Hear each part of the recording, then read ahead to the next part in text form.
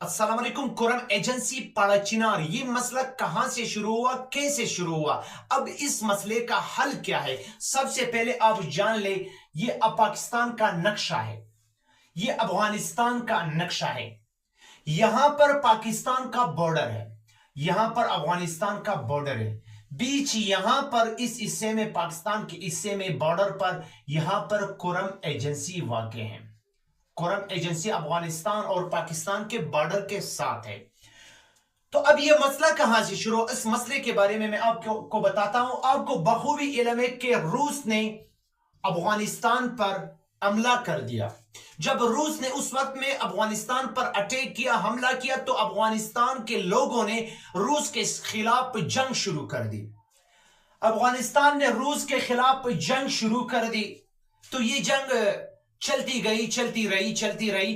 तो अब बात आती है कि यहां पर अफगानिस्तान की जो जंगजू थे, उनका इस इलाके पर कुरम एजेंसी पर आना जाना होता था। बॉर्डर पर यहां कुरम एजेंसी पर उनका आना जाना होता था, चूंकि वो बंदूक वाले लोग थे, जंगजू लोग थे।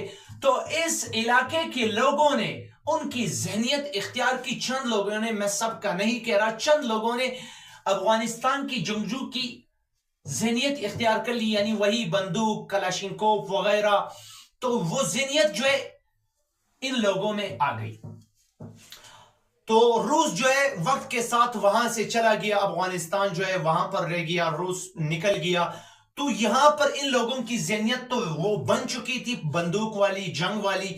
तो बात पर आते हैं कि यहां पर दो फिरके पैदा हो गए, एक सुन्नी और दूसरा फिरका जो था वो शिया था। यहां पर दो फिरके शिया और सुन्नी पैदा हो गए। तो अब ये जंग, ये मसला कहां से शुरू हुआ, मेन पॉइंट पे आते हैं कि यहां पर जब दो फिरके ऑलरेडी पैदा हो चुके थे, यहां पर दो फिरके, तो अब जंग यहां से शुरू हुआ कि चंद लोगों की जातियात की वजह से, यानी दो बंदे आपस में जाती चीज पर लड़ाई करते थे।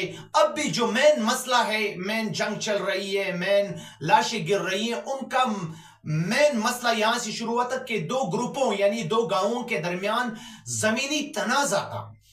अब जब जमीनी तनाजा था, और वही जमीनी तनाजा जो था, जमीन के मुतालिक जो वो लड़ाई कर रहे थे, वो जो है मजहब के नाम में तब्दील हो गई। यानी मैं आपको बेहतर तरह समझा सकूं कि शिया और सुन्नी के दरमियान, चंद ग्रुपों के दरमियान जमीनी तनाजा हुआ।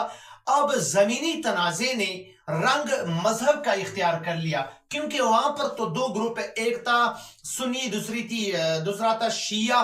वो तो आपस में बढ़ चुके हैं, दो ग्रुप हैं, वो ऑलरेडी एक दूसरे को बर्दाश्त नहीं कर रहे। अब जब ऐसे लोग वहां पर पैदा हुए कि वो आपस में जातियात कर रहे थे, एक दूसरे के साथ लड़ाई, और रंग ये देते थे कि भाई मजहबी, शिया ने हमारे साथ लड़ाई की, सुन्नी ने हमारे साथ लड़ाई की, तो वो नाम मजहब का दे देते, क्योंकि मजहब पर जो थे लोग गर्म थे, मोहब्बत थी मजहब के साथ, तो वो एक बड़ा इशू बन जाता था। तो अब भी जो मसला एम इशू है, वो दो गांवों के दरमियान जमीनी तनाजा था। उस तनाजे ने रंग जो है मजहब का इख्तियार कर लिया। अब मजहब पे तो हर कोई जान दे देता है, जान छिड़कता है। तो वो मसला अब बड़ा इशू बन चुका है। मजहब के नाम पर यह मसला जो है बड़ा इशू बन चुका है। अब लोग ये नहीं कहते कि ये जमीनी तनाजा था, अब लोग कह रहे हैं कि शिया और सुन्नी के दरमियान मजहबी झगड़ा है, मजहब पे वो लड़ रहे हैं। हालांकि ये मजहबी झगड़ा नहीं है, एक जाती झगड़ा था, एक जाती झगड़े से ये शुरुआत हुई है। अब इसका हल ये है कि हमें जाती मसलों को मजहब के साथ अटैच नहीं करना चाहिए। अल्लाह का खौफ करे, खुदा का खौफ करे, डरे अल्लाह से। एक दिन आने वाली है जो बहुत बड़ी है, क़यामत वाले दिन हम अल्लाह को क्या जवाब देंगे कि हम मजहब को इस लिए इस्तेमाल कर रहे थे, अपनी जाती मफाद के लिए इस्तेमाल कर रहे थे।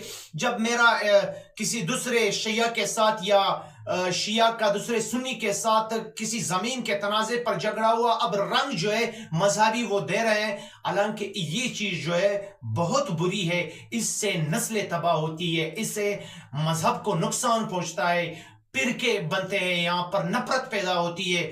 तो हमें मोहब्बत से रहना चाहिए, ہمیں ان فرقوں میں نہیں آنا چاہیے.